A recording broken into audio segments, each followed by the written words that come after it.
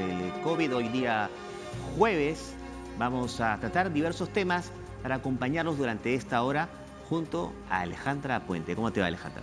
¿Cómo te va, Renzo? Muy bien y bueno, dispuesta a hablar de todos estos temas que nos van a ayudar a afrontar mejor esta situación.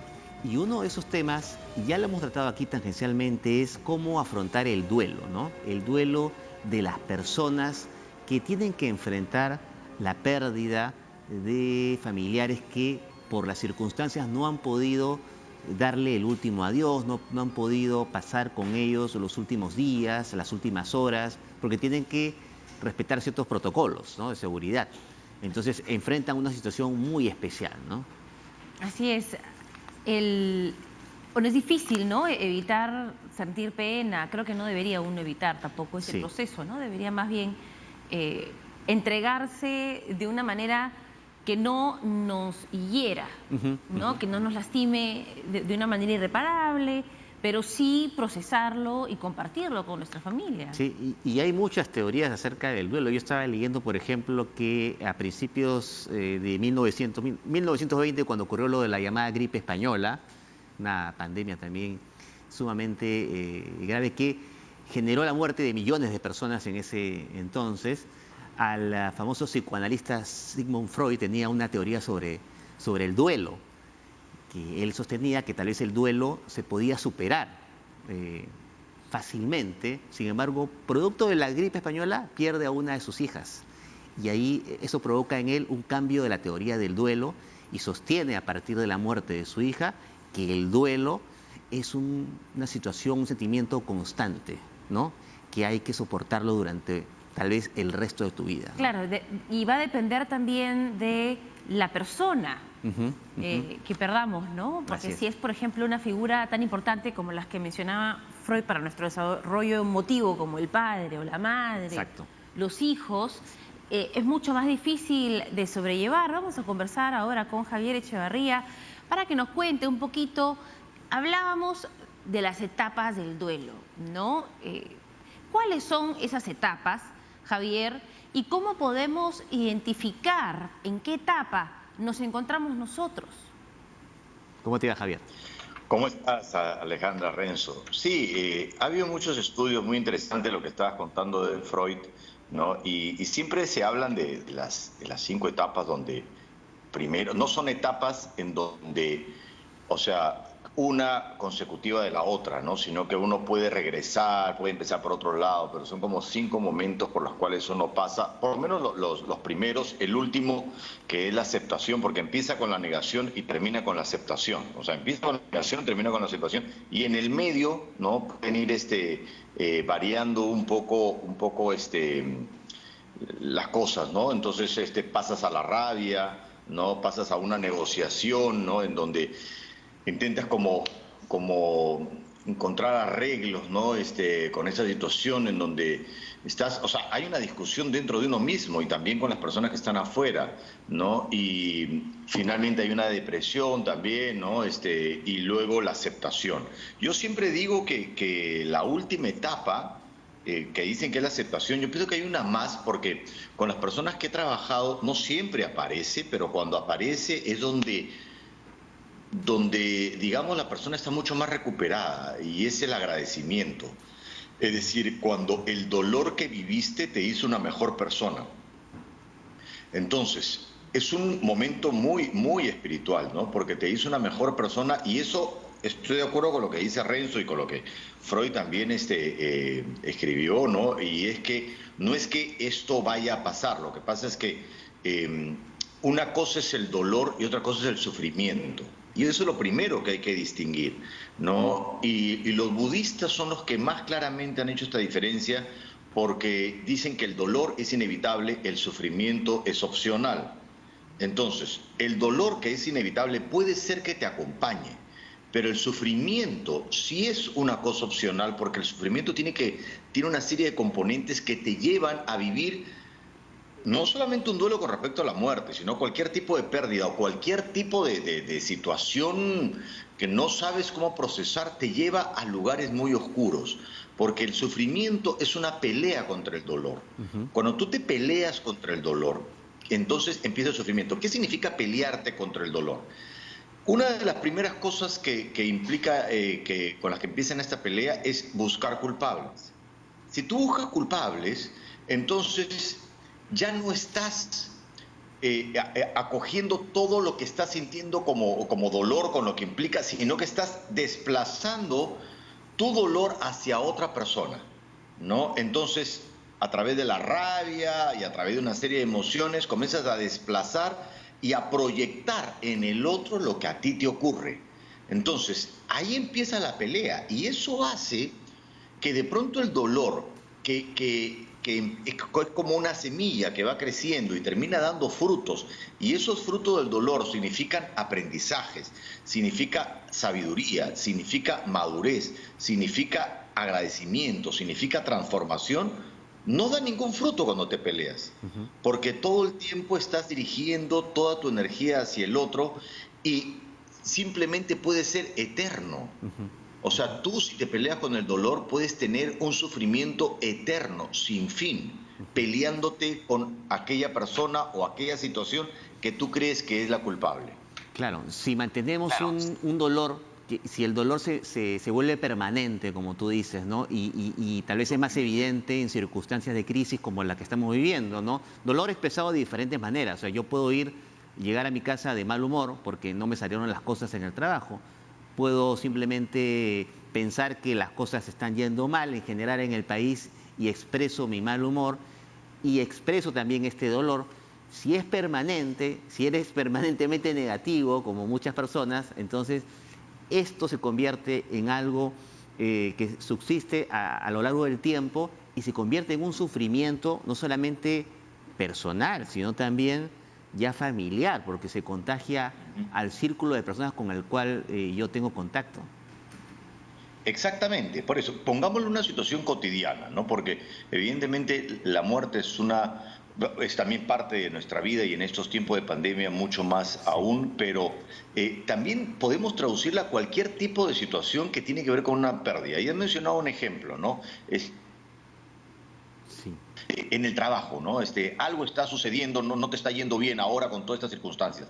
Eso implica una pérdida del estatus profesional que tenías. Y estás con mal humor, es comprensible, eso duele.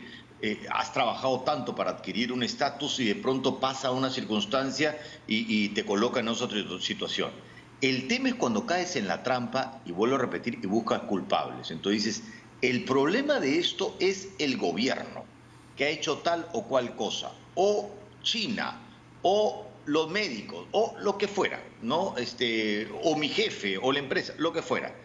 En el momento que comienzas a señalar con el dedo al otro, vuelvo a repetir, desplazas tu energía, proyectas tu energía, y eso hace que dure mucho más. Por supuesto que al inicio es comprensible que a veces en la cólera o la rabia, de pronto comienzas a encontrar causas externas, pero si te quedas ahí, tu vida se vuelve miserable, porque parte del proceso de dolor, que es tan doloroso como la causa del dolor, es darte cuenta que tú formas parte de la co-creación de ese dolor. Tú formas parte de eso. ¿Y te parece, no sé si esto puede ser un sesgo o tal vez es algo que ocurre en todo el mundo, pero en el Perú existe una tendencia cultural porque algunas cosas también se aprenden, como por ejemplo cómo manejar la pérdida y cómo manejar la adversidad, a sufrir? Es decir, nosotros culturalmente y emocionalmente hemos aprendido a ir de frente al sufrimiento. ¿Por qué te lo digo? Porque, por ejemplo, después de la época del terrorismo, hay mucha gente que hasta el día de hoy sigue sufriendo. No quiere decir que no tengan duelo o que no les apene lo que ha pasado, pero siguen sufriendo, ¿no? Encarnadamente. Entonces, ¿cómo hacer para que lo que nos pasa en este periodo de COVID no se convierta en eso? Y si es que crees que esto es una tendencia un poco cultural. Es totalmente cultural, pero lo cultural tiene un componente muy interesante, porque esta forma de pensar, en donde crees que todo lo que te pasa tiene una causa externa, se da en una etapa del desarrollo de un niño. Un niño pequeño se cae al piso y tú vas a recogerlo y te pega. ¿no? Porque considera que ese dolor de haberse caído, tú tienes que ver con eso. Le cuesta mucho madurar y darse cuenta que la caída también él fue responsable de esa caída, ¿no? El tema es que este tema cultural, esta situación cultural que tú mencionas en el país, es porque nos ha faltado madurar como sociedad. Funcionamos como niños pequeños. Entonces, ya somos grandes, ¿no? Tenemos barba, ¿no? Las mujeres son mamás o qué sé yo. Hay toda una maduración física, pero psicológicamente sigue el mismo comportamiento de niño. Entonces, y eso es lo que como sociedad tenemos que ir mejorando y creciendo, porque el adulto comienza a darse cuenta de la cocreación de las cosas. ¿Qué significa la cocreación? Que siempre formamos parte de aquello de lo que nos pasa. Entonces, por ejemplo, la muerte, no es que tú hayas hecho algo, aunque en ese tema de pandemia es una clara muestra de la cocreación, porque el contagio masivo, todos estamos contribuyendo a que la pandemia se contenga o se expanda. O sea, es un claro ejemplo de la cocreación. Pero digamos que esa persona que le pasó algo tomó una decisión que produjo esto. La forma como tú interpretes y como vivas esa situación va a contribuir a que eso sea un poco más sano o todo lo contrario. Y eso tú lo puedes aplicar a cualquier situación. Si volvemos a la situación del trabajo, evidentemente la situación económica, todo lo que está pasando, hay muchos factores externos. No es que todo suceda por uno, pero uno forma parte de esos factores externos. ¿Cómo formas parte? ¿Cómo lo interpretas? ¿Cómo lo tomas?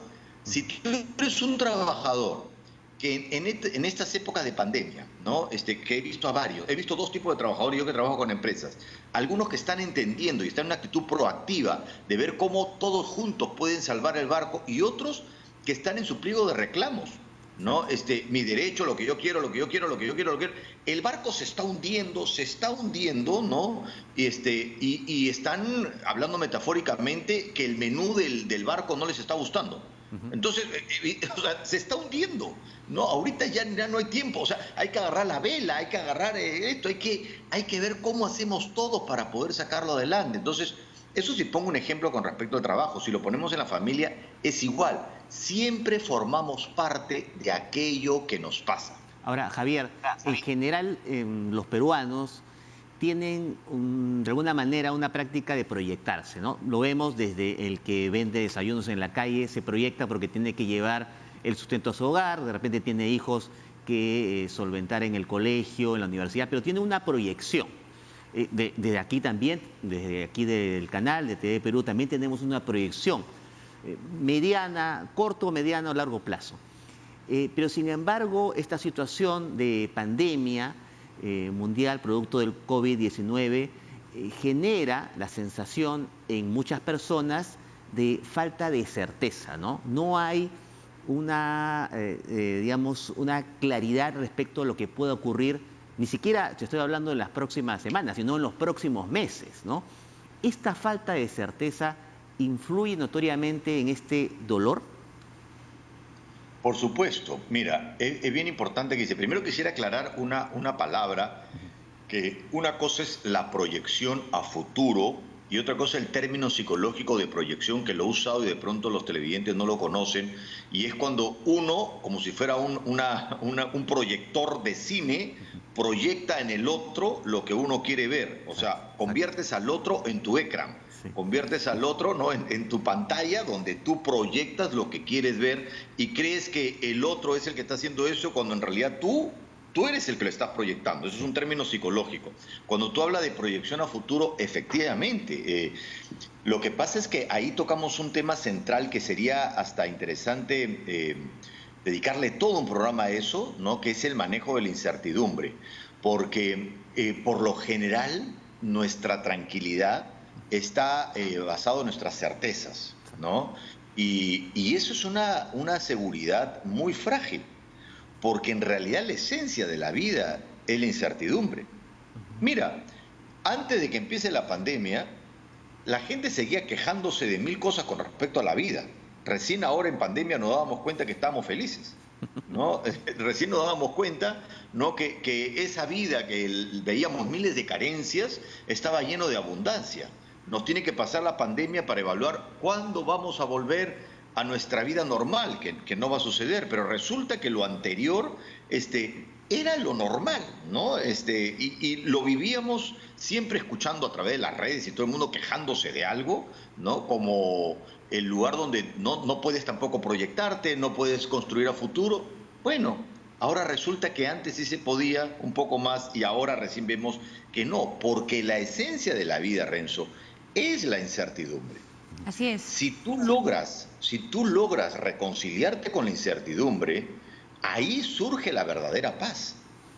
Y esto ocurre no solamente en épocas de pandemia, en casos de crisis económica, en casos de guerra, en casos de circunstancias adversas que muchas veces están fuera de nuestro control. Entonces, si vamos a sufrir por cosas que no podemos manejar o no podemos controlar, entonces ahí sí vamos a sufrir por gusto. Muchas gracias, Javier. Te tomamos la palabra. Así es. El siguiente tema que vamos a hablar aquí es la incertidumbre. Así es, totalmente. Excelente. Muchas gracias, y Javier. les cuento también, porque ya definí que los viernes voy a dar mis charlas para la gente que quiera saber un poco más sobre esto. Y justamente mañana viernes a las 7 de la noche voy a dar la charla Cómo evitar sufrir, para profundizar más en estos temas. Si la gente está interesada, pueden escribirme a mi correo contacto@javierechevarría.pe o en mis redes, Javier Echevarría Oficial en el Facebook, y ahí le doy toda la información. Muchas gracias, Javier, anotado entonces. Muy interesante, como siempre. Nos vemos entonces. Bueno, esto ha sido la primera parte del programa. Vamos a regresar con más información después de la pausa. A ver, ¿qué tenemos? ¿Existirá la posibilidad de tener un pasaporte inmunológico, por ejemplo? Vamos a verlo luego de la pausa.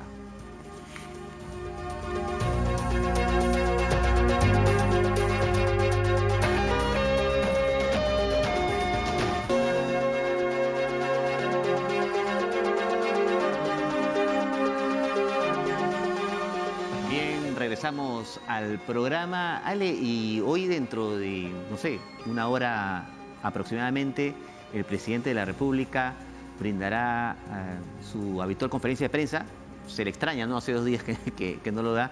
Aparentemente, bueno, van a haber una serie de anuncios importantes y entre la discusión sobre qué medidas debería adoptar el gobierno u otros gobiernos respecto a la pandemia es la implementación del llamado pasaporte inmunológico, ¿no? ¿Qué tan eficaz es este pasaporte, ¿no? ¿Qué características tiene? Aplicarlo, Así es. ¿no?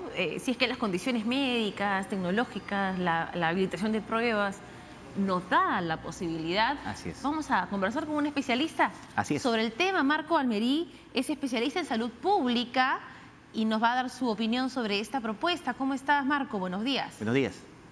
Buenos días a ustedes, buenos días a todos los televidentes. ¿Qué posibilidades hay de aplicar el pasaporte inmunológico en el país?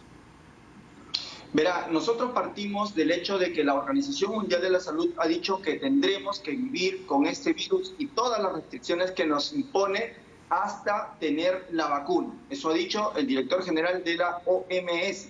Pero la ONU, el secretario general de la ONU también ha dicho que la única vía posible de salir de esta situación de pandemia es encontrando la vacuna.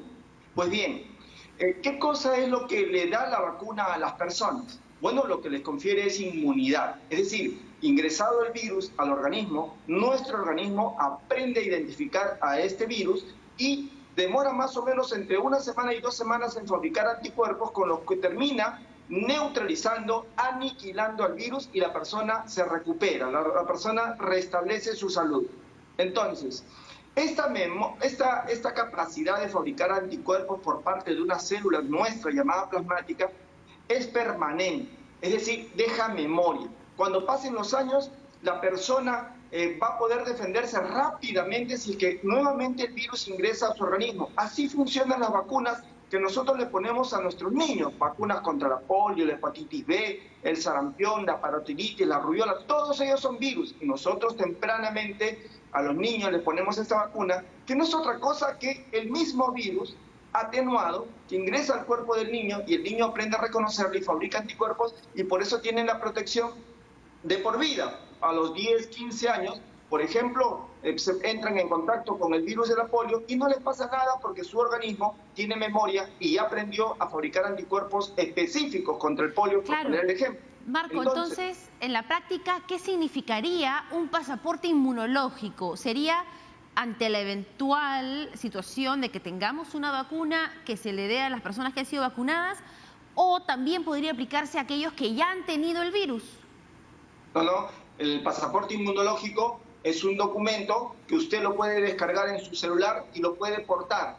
Y ese documento dice que usted tuvo coronavirus, pero ya se recuperó, como ha ocurrido en la mayoría, en los miles de peruanos. Tenemos más de 7.000 dados de alta y muchísimos otros miles que, que hicieron la forma sintomática y que deambulan por la ciudad sin saberlo. Entonces, estas personas tienen ya el anticuerpo contra el coronavirus, no se van a volver a enfermar y tampoco contagian. Entonces, en su celular, nosotros les damos un documento diciendo, esta persona ya tuvo coronavirus, ya tiene anticuerpos contra el coronavirus, no se va a volver a enfermar y tampoco contagian. Entonces, pueden ya laborar libremente, pueden circular libremente, no habría cuarentena para estas personas, pueden ir a estudiar, pueden viajar e incluso tendríamos una data de personas que pueden donar su plasma como tratamiento para las personas que están haciendo la forma grave de la enfermedad. Ayudaría muchísimo poder saber quiénes son y además a ellos también les ayuda porque ya pueden hacer su vida normal. Ahora, ¿en cuántos países ya se está aplicando o se evalúa aplicar y cuál es el nivel de éxito o de certeza de esta herramienta, ¿no? Fíjese, lo está evaluando Estados Unidos, lo está evaluando Alemania, lo está evaluando Inglaterra y en América el único país que lo está evaluando es Chile.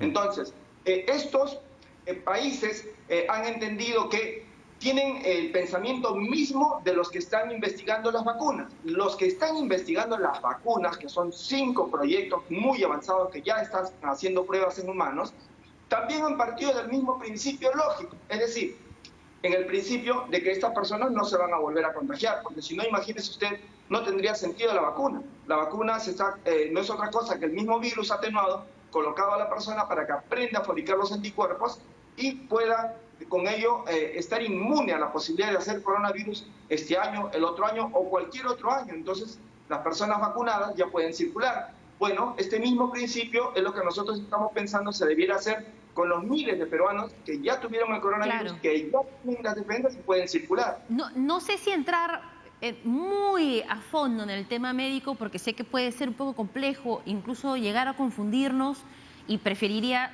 no tocar un tema muy profundo si es que vamos a confundir. Pero a mí me quedan 2 dudas sobre esto. Primero es que en algunos casos de las personas infectadas con coronavirus, se notó que luego de recuperarse, es decir, luego del periodo de cuarentena, de aislamiento obligatorio de 15 días, se volvió a desarrollar la enfermedad y no se tenía certeza de si se habían vuelto a contagiar o la enfermedad había estado latente y resurgió. Entonces, ¿en qué estamos en esa preocupación que surgió un poco más al inicio de esta pandemia? ¿Ya se sabe qué pasó con esos casos? ¿Es posible volver a contagiarse de COVID-19? De los millones de pacientes que se han recuperado, efectivamente ha habido un pequeño reporte de pacientes que han vuelto a presentar sintomatología. No son muchos, pero han vuelto a presentar el cuadro clínico. Entonces, eso está en estudio. ¿Qué cosa fue? ¿Se volvieron a reinfectar o volvieron a presentar sintomatología y no fue una reinfección? Entonces, se está estudiando, por ahora se está pensando que en realidad no es que se reinfectaron, sino que volvieron a presentar síntomas propios del coronavirus, pero en todos los casos fueron síntomas menores al cuadro original. Recuerde que este mismo principio estamos utilizando para la investigación de las vacunas, porque si fuera verdad que nosotros después de tener el coronavirus nos volvemos a reinfectar, usted se imagina, la vacuna no tendría sentido y nunca saldríamos de la pandemia. ¿Por qué nosotros pensamos que una vez que usted tuvo el coronavirus no lo vuelve a tener y no se vuelve a reinfectar?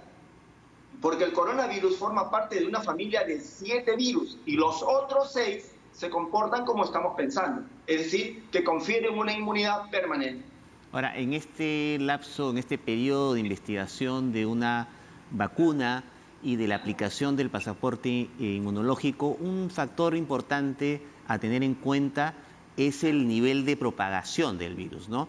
Y hay una serie de estudios que se han conocido en estos últimos días, pero me ha llamado en particular uno de un científico israelí quien asegura que la propagación del coronavirus prácticamente disminuye a cero luego de 70 días, ¿no? ¿Qué tanto podemos hablar del nivel de propagación, no? Y además ha dicho que llega a cero en 70 días independientemente de las medidas que tome el gobierno. Sí. Entonces, hay que recordarle a la población que nunca jamás hemos estado en contacto con este coronavirus. Nosotros recién lo estamos conociendo y no deja de sorprendernos. De manera que recién nosotros, cuando tengamos 70 días de tener este virus en nuestro país, entonces nosotros podremos verificar o corroborar esta información. Por lo pronto, nosotros creemos, o sea, nosotros lo que estamos viendo es que día a día sigue subiendo el número de casos y cada vez más, de manera que nosotros lo que estamos pensando es que en el caso de Mi Callao ya estamos entrando a las que recién están en la fase 2, como por poner un ejemplo puro, ¿no? Claro. Que tiene 15 pacientes y están en la fase 2. Es decir, Marco, el comportamiento no es igual en todas las regiones y tampoco lo es igual en todo el mundo. Así es, hay que tomar medidas de acuerdo a cómo va avanzando. Quería aprovechar esto porque esta oportunidad que estamos hablando de la inmunización de las personas con vacunas, inoculización de las personas con vacunas, para hablar de la importancia de vacunarse, porque hubo un movimiento antivacuna que se extendió por todo el mundo y que motivó que muchos padres le tengan miedo de vacunar a sus hijos y que rechacen esta medida de salud pública. Y ahora estamos viendo prácticamente la realidad de un mundo sin vacunas, ¿verdad? Este es un mundo en el que las personas no cumplen con sus vacunas de acuerdo a lo que establece las Naciones Unidas, la OMS y los países independientemente.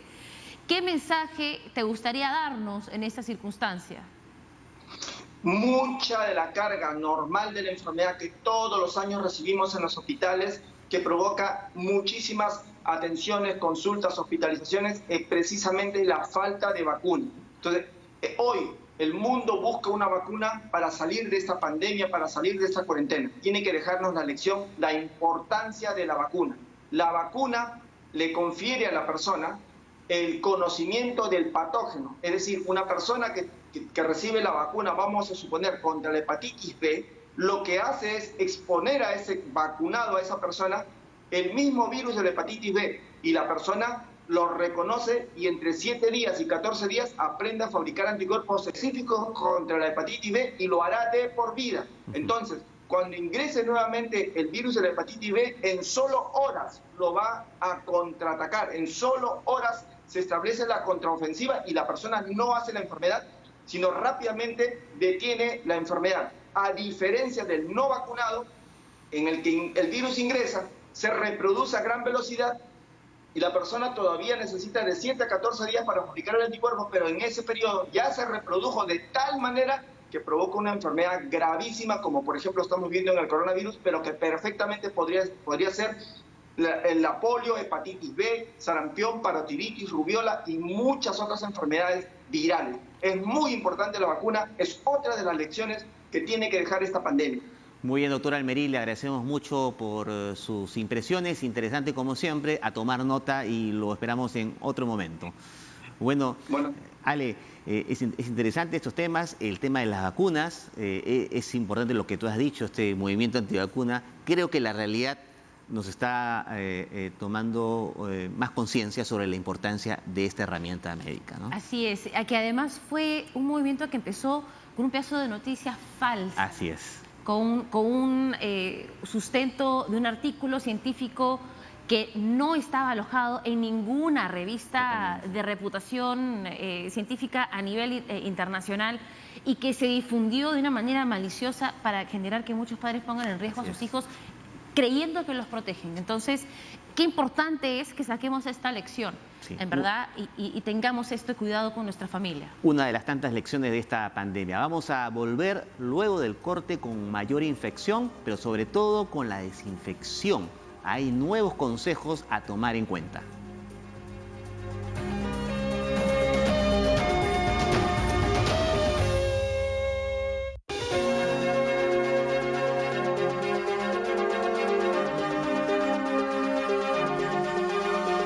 regresamos al programa y uno de los temas sale, amigos televidentes, que me tiene intrigado hace varios días, es todo este protocolo de limpieza que muchos hemos decidido hacer al ingresar a nuestra casa, a nuestro hogar, porque se lanzaron una serie de recomendaciones sobre, por ejemplo, quitarse toda la ropa, ponerle una bolsa negra, desinfectar los zapatos, cosa que está bien, ¿no?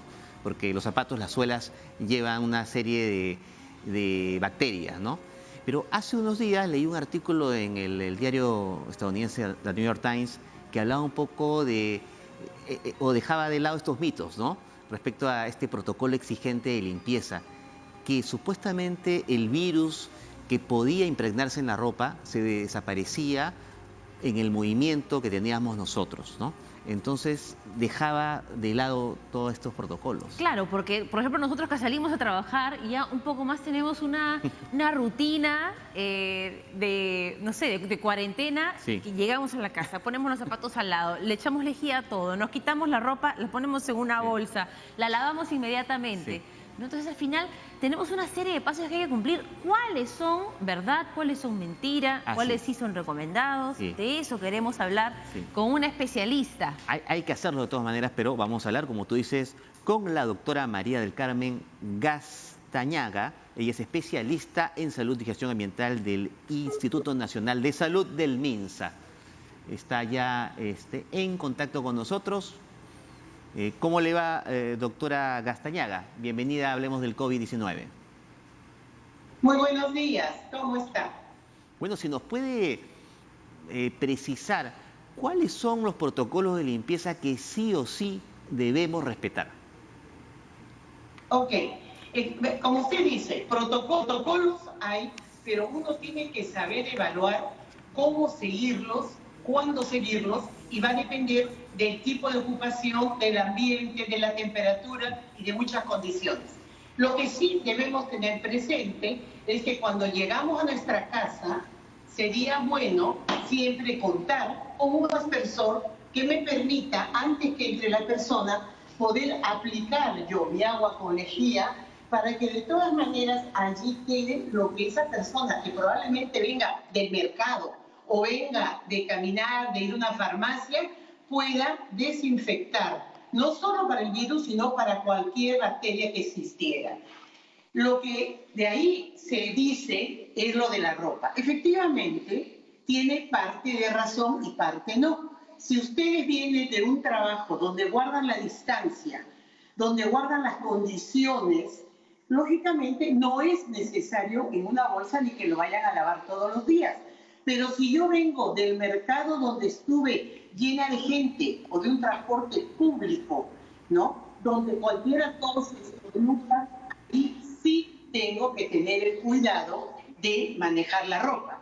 Si yo estoy atendiendo a un enfermo que tiene, ¿no?, el coronavirus, también tengo que tener cuidado con mi ropa. No es la primera causa, pero hay que tener cuidado, sobre todo si no guardamos la higiene y nos estamos tocando la cara. Entonces, primordial de todas maneras para todo quien ingrese a nuestra casa, nuestra desinfección. Y algo importante, tenemos que recomendar, limpiemos antes de desinfectar, limpiemos con agua y jabón nuestros pisos, nuestras mesas, nuestros encimeros.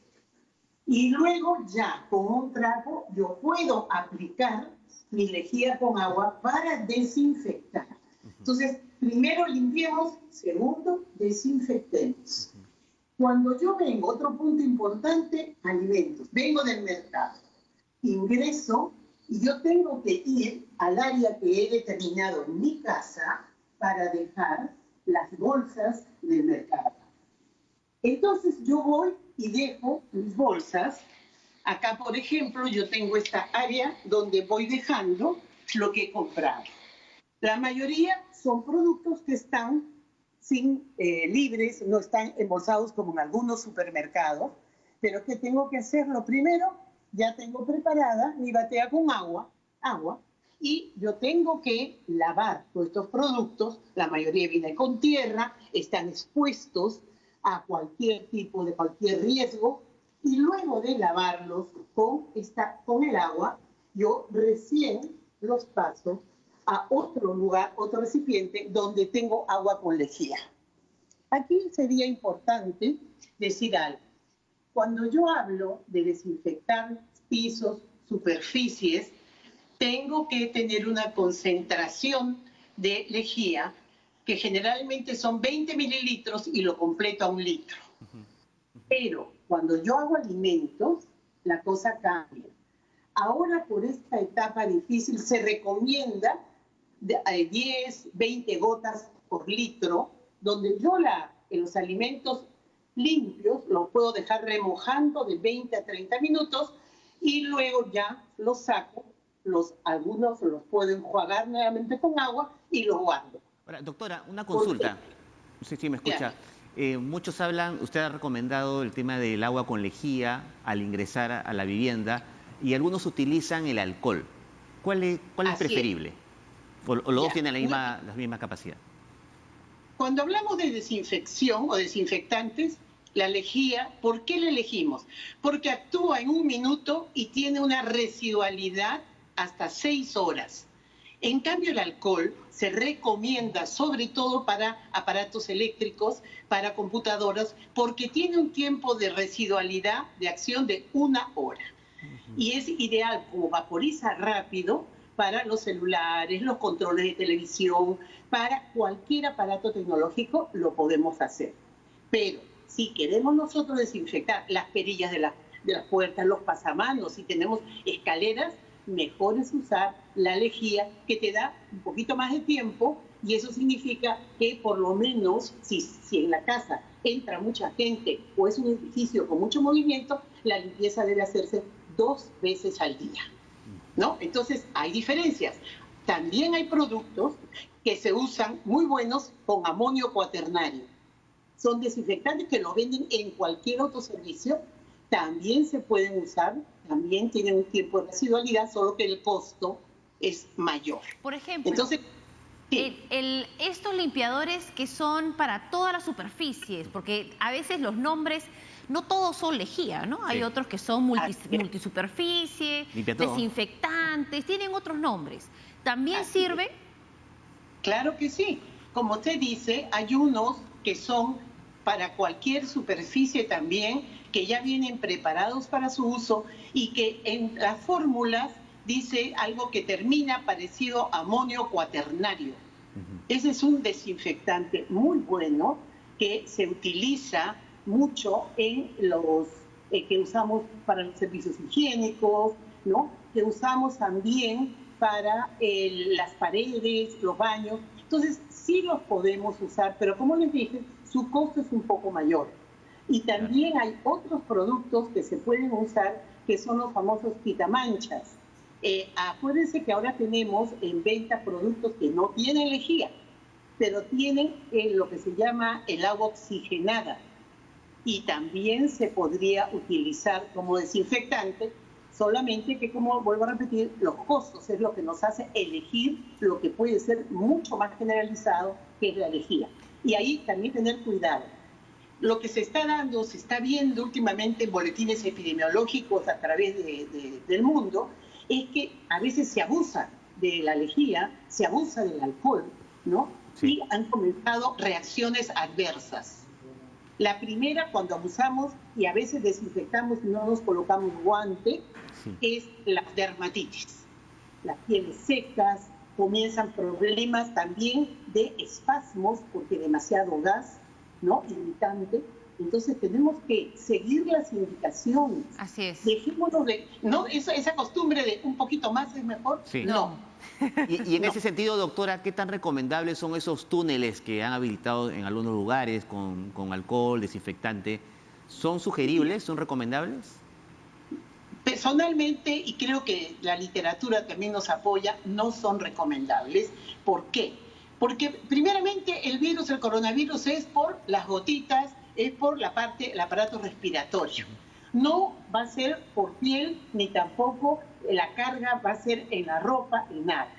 Entonces, si yo utilizo, imagínense, alcohol, cualquier chispa vuela. 2, si yo utilizo lejía, ¿qué pasa si eso cae en la cara?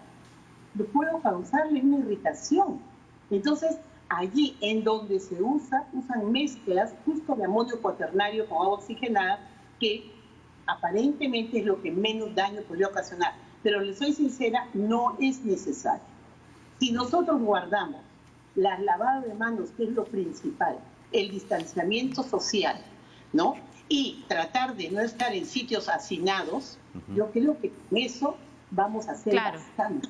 Muchísimas gracias, sumamente didáctica la explicación, nos ha, creo, absuelto todas las preguntas, así que vamos a seguir todas las recomendaciones al pie de la letra. Muchísimas gracias por habernos acompañado. Muchas gracias a la doctora María del Carmen Gastañaga, especialista en salud y gestión ambiental del INC del MINSA. Bueno, interesante, vamos a volver con la última parte del programa. Ale, amigos televidentes, seguramente recuerdan a un personaje que aún sigue vigente, pero por las circunstancias no puede demostrar su trabajo porque los partidos de fútbol están suspendidos. Un narrador muy conocido después de la pausa.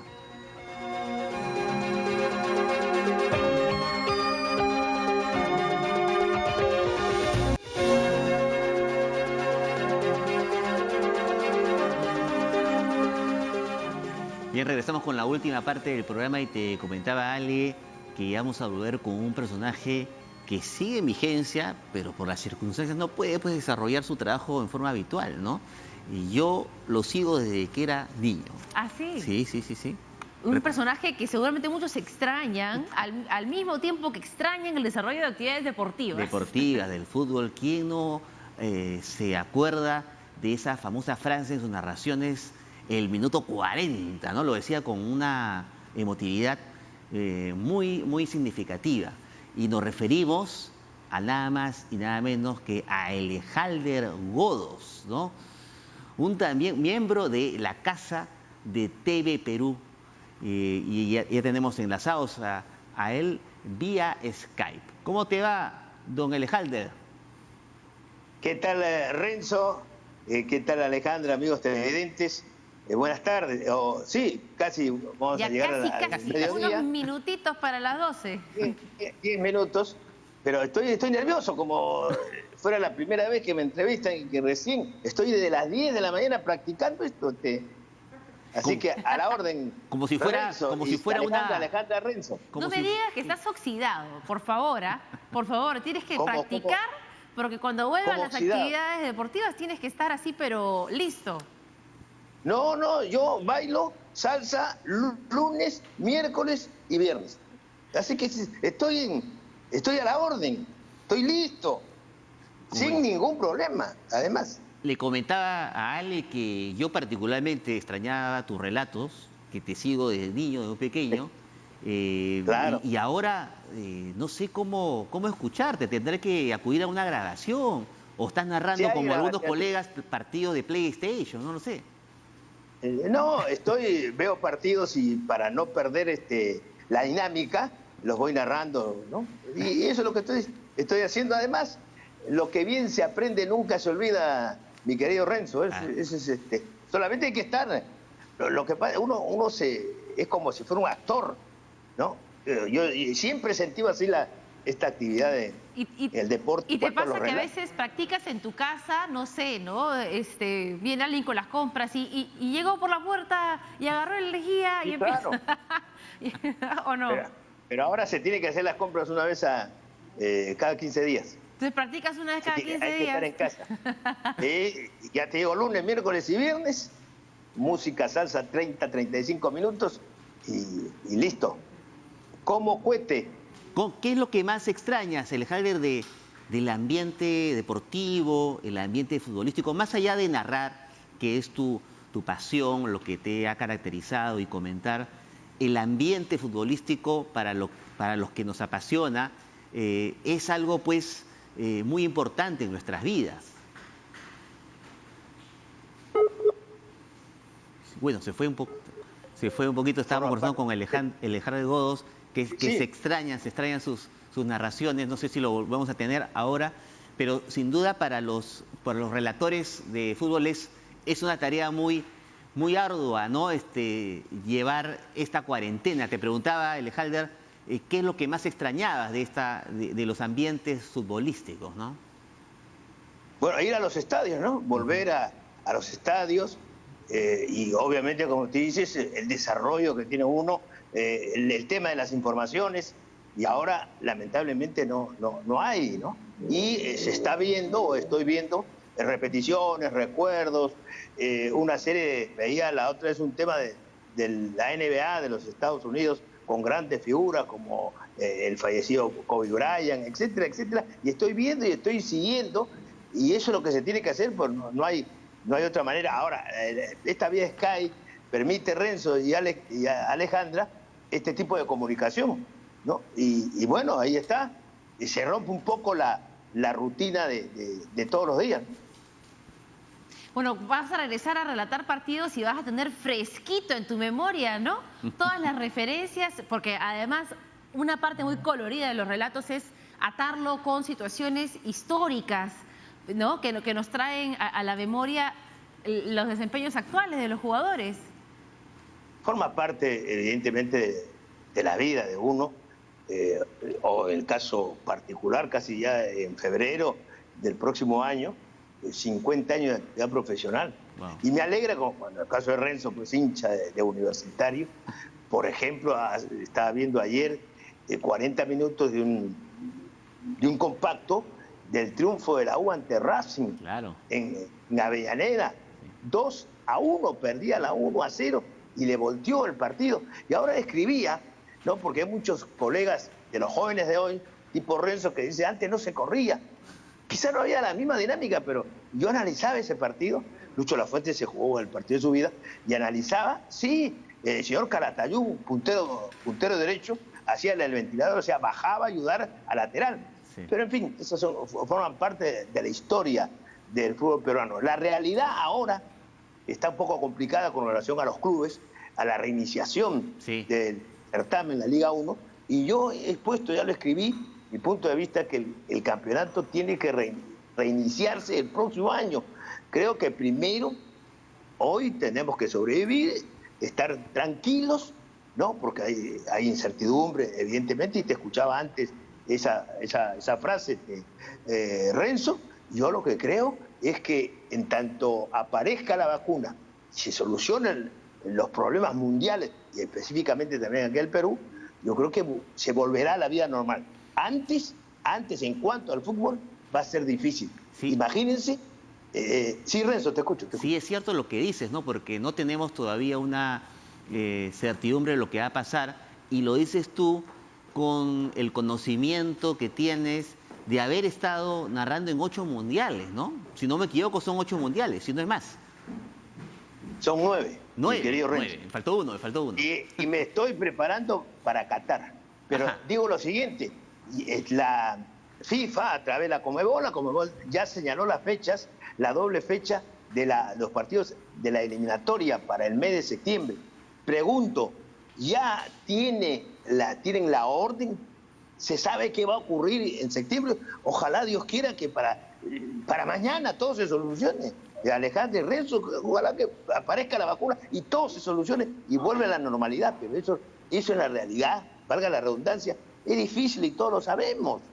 Por lo tanto, entiendo que va a ser complicado que se juegue o comience la eliminatoria sudamericana en el mes de septiembre. Ojalá pueda ser así, pero lo veo complicado. Claro, hay que ser optimistas, pero también realistas, ¿no? O sea, las circunstancias tal vez no alcancen para lo que esperamos en septiembre, pero bueno, ahí seguimos manteniéndonos en forma. A mí me cuentan en producción que dijiste que ibas a bailar. ¿Estoy equivocada? ¿He escuchado mal? No, les reitero, yo digo, tengo la rutina lunes, miércoles y viernes. Música, salsa, unos 30, 35 minutos, 40 minutos y ya está. Entonces, eso es lo que hago. No, tampoco voy a exagerar, pero entiendo que eso me ayuda mucho y me hace bien. Así que, reitero, lunes, miércoles y viernes. Estamos jueves, así que hoy día no te toca bailar. No. Y además, como no hay obligación, tengo mi programa, lo cumplo, y después hay que leer los libros, ir y ver cosas, ¿no? ¿Qué Hay gol, que ver cosas. ¿qué gol extrañas? ¿Qué gol de los que has relatado, Alejalder, ya para ir culminando, extrañas narrar? Si nos puedes recordar con una breve narración. Uy, ya me complicaste. La gran jugada de Cuevita. Ahí está, parte final casi del partido. Apareció Farfán, solo remata. ¡Gol! Perú al Mundial Rusia 2018, después de 36 años, Farfán, sí, señores. Bien. Sí, señores. Y tal vez los goles que más te ha emocionado en los últimos años porque significó el regreso de los mundiales. Claro, no claro, se pueden 36 quejar. años, así Si es. en algún momento tenía que haber cuarentena y se cancelaban los partidos, tenía que ser después de que Perú clasificó al Mundial. Así es. Así es, efectivamente. Y así fue, ¿no? Y esperamos, obviamente, Renzo y Alejandra, que Perú pueda clasificar para el próximo Mundial. Pero ahora, roguemos, y lo hago todos los días, porque aparezca la vacuna ya y terminemos con esta pesadilla. Pero mientras tanto, quédate en casa. Muy bien, don Alejalder. Te agradecemos mucho, te mandamos un fuerte abrazo y esperamos Igual para pronto ustedes. volverte a escuchar narrando un encuentro de fútbol. Me encantaría, Ok. en verdad, cuando salga la vacuna, que narres eso también. Claro, voy a estar listo para eso. Y como dice Alejandra, hay que tener fe, hay que ser optimistas. Todos somos optimistas, pero también tenemos que ser respetuosos de las determinaciones del gobierno.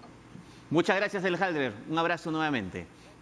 Bueno, Bien, llegamos al final del programa. llegamos al final del programa, muy entretenido. Nosotros regresamos mañana a las 11 de la mañana.